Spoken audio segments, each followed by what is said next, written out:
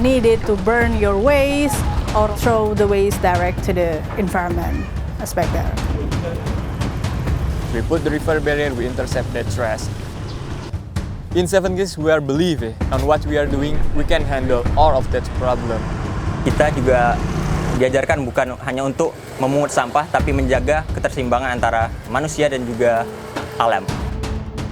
We aim to present the broader vision behind Handprint, enabling meaningful impact by supporting a wide range of sustainability organizations across 60 countries. We start with a wide perspective, and then narrow the focus to just one of the many inspiring partners within the Handprint ecosystem, Seven Clean Seas. Handprint is a nature fintech company based in Singapore. We founded Handprint to solve two critical issues in the world. One is the continuous underinvestment in nature.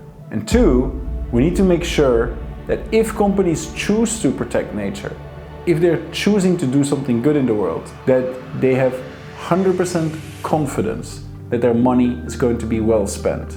One of our amazing impact partners that we work with and have been working with 4.5 years now is Seven Clean Seas. A company that started out in Singapore. Seven Clean Seas is operating in a variety of locations, specifically in Indonesia, as well in Thailand. We joined their team on Batam Island, just 20 kilometers south of Singapore. Despite its closeness to the city-state, the island struggles with pollution and waste, much of it ending up in the sea. Seven Clean Seas works here to tackle this crisis and protect the local environment. In Batam, we have 3 operations. We have Bengkong, Tanjung Uma in the southeast Toko. They are employing local people full-time to clean plastic from rivers, oceans, coastlines, and then recycling as much as possible, and what they cannot recycle, they will then turn into safe storage within landfills. In Batam, a lot of people who working in this environment, they doesn't have a minimum wage, they doesn't have like social insurance, health insurance, but when they working to Seven Clean Seas, they got it all. A lot of waste that coming from the main island and then stuck in Tanjung Uma. The community is using asbestos as a roof. As you know that asbestos is really dangerous as it causes cancer because of the carcinogenic of the asbestos itself. And in Tanjung Uma, we have at least 4 houses that we already replaced the roof with our recycling roof plate. As you can see there is the first house. And fun fact about the roof plate itself, it's made 100% from the plastic bag. Saya berperan sebagai kru clean up, terutama di area Tanjung Uma. Alasan saya bekerja di Seven Clean Seas karena saya yakin bahwa lautan itu tempat kehidupan, bukan tempat sampah. Karena dari pekerjaan saya bisa memberikan dampak positif ke masyarakat, dan kontribusi masyarakat juga berpengaruh untuk Seven Clean Seas karena mereka juga mensupport kita dengan cara mungkin tidak secara langsung, tapi mereka mensupport kita dengan memberi kita makanan, juga minuman ketika kita sedang melakukan aktivitas. Kalau untuk sampah sendiri, biasanya kebanyakan sampah dari masyarakat lokal. Tapi ada juga sampah yang datang dari luar daerah yang terbawa oleh arus laut.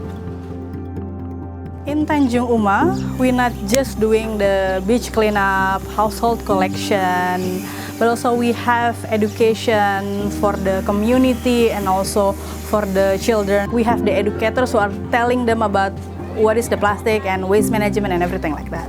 We educate them door to door, telling them that at least you need to separate your waste because the bin is provided, so you can put your waste to that bins, we can collect it and recycling it the plastic. You no need it anymore to burn your waste or throw the waste direct to the environment aspect there. Yang paling membanggakan sejauh ini mungkin ketika saya mengajarkan tentang sampah kepada anak-anak atau mengedukasi mereka soal tentang pedulinya terhadap lingkungan. Kalau soal putus asa, mungkin pernah, sering malah, karena ngelihat tempat yang dulu kita bersihin kotor kembali atau sampah yang datang kembali, mungkin ngerasa kayak gagal karena sampahnya begitu banyak dan kita harus membersihkan ulang. Dan yang menjadi motivasi saya bahwa saya selalu beranggap pekerjaan ini adalah sebagian dari ibadah, dan saya beranggapan juga bahwa kebersihan itu adalah bagian dari iman. Dan itu yang membuat saya termotivasi setiap harinya. Dan saya ingin beritahu juga kepada masyarakat bahwa pekerjaan ini bukan hanya memungut sampah, tapi menjaga keseimbangan antara manusia dan juga alam. We know the problems what they have. They doesn't have the access to the waste management. Then by providing them with that household collection, we can collect the waste that they produce every day and we manage it. We bring all the recycle to our MRF to recycling it. Saya melakukan clean up, itu sangat saya banggakan karena saya bisa mengurangi sampah yang ada di laut, di river barrier, di sungai, dan di mangrove. Yang kedua, yaitu saya sangat bangga karena saya dipilih dari PT Seven Cleanses untuk sebagai sebagai edukator di salah satu sekolah. Peran saya di sini adalah sebagai kru yang bertempatan di bawah laut. Kemudian pekerjaan saya itu saya bekerja dari jam 7.30 sampai jam 12. Kemudian di siang harinya saya berkegiatan di MRF. Hello, I'm Siti. Welcome to our material recovery facility. Let's go, come in. As you have been take a look about our operation in several locations, we have like so many plastic that we have been collected. For the recycling purpose, we are sending all of them to our MRF, Material Recovery Facility. All the waste that coming from the field is come from that direction to the sorting area. Let's go. Today we are sorting the water bottle. After the operation, the crew here will sit and then separating them by the color. For example, this is water bottle blue and then this is clear. So why did it need to be separated? Because they have a different treatment, they have a different price at the market. The brush that we found at the beach and then doing the brushing each of them to wash it. This bottle cap is gonna turn into the flakes like this and put it into the machine, chop it into the small pieces, and then from the bottle cap itself we make coaster. And also we have carabiner here, lanyard. This is our raw material that we use for the roof plate that we made from plastic bag. We need at least 2.5 kilogram plastic bag to make one roof plate. So this is the final product, that roof that we have been made from the plastic bag. This year also, since we have collect so many fishing net, we are doing the R&D to make a roof plate coming from the fishing net. Bricks that we made is 60% is sand and fly ash, and then 40% of them are like the low value plastic. Furniture for your kitchen, cafe, we made like chair, table, come from like 100% recycling that we are collecting for the environment. Stoko is our one of the location that we have a project in Batam.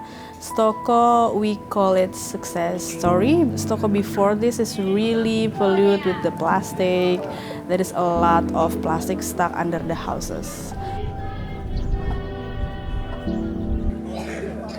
Kalau menceritakan kondisi Stoko sedikit sedih, sangat-sangat sedih. Sebelum kehadiran Seven Cleanses, lokasi yang ada di pinggiran pantai itu bisa sampai sepinggang. Saking banyaknya sampah, sehingga kami merasa, wow, ini harus ada perubahan.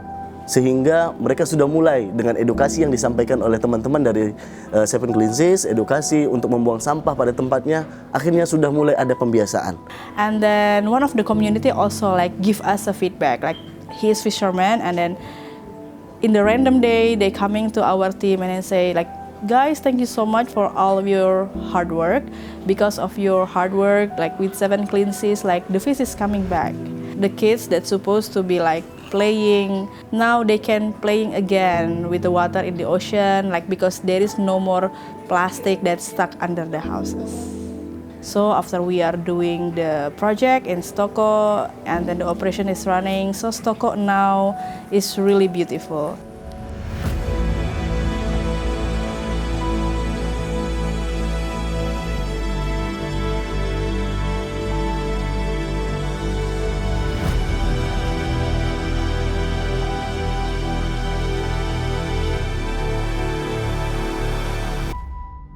Since 7 Clean Seas started, they have removed more than 6 million kilos of plastic from the ocean. That's the equivalent of 6,000 cars. That's an enormous amount of plastic, and it's a testament to not only the amazing work that these guys have been doing day in, day out in the trenches, but it's also a testament to the incredible scale of the problem. Right? We are living in a plastic world where the vast majority of plastic that is being created is not recycled, and way too much, up to 80% in some countries, ends up in rivers and eventually in the ocean. So that's the scale of the problem. Of course, removing plastic from the ocean is one part. The other side is preventing it from ending up in the ocean. So all of these things require urgent attention, much more funding, and we require the big plastic polluters in the world, which are the companies that are creating all of this throwaway single-use plastic, we require them to take much more responsibility.